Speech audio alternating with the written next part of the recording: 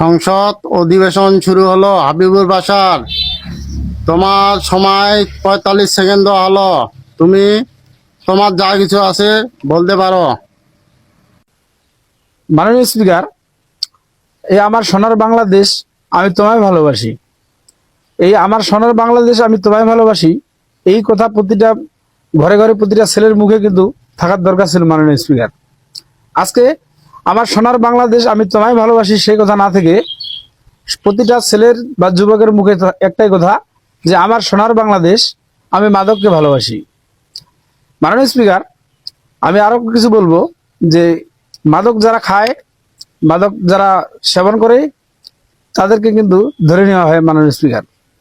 মাননীয় স্পিকার, যারা মাদকের ডিলারি করে, বড় বড় ডিলার, হাতে গোনা দুই একটাকে ধরা হয়, বাকি বড় বড় ডিলার গুলা কিন্তু ধরা হয় না মাননীয় স্পিকার।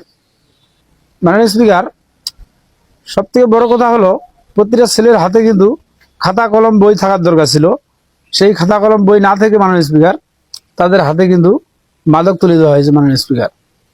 এই জন্য এই মাদক নির্মূলের জন্য কঠোর আইন ব্যবস্থা করা হোক মাননীয় স্পিকার।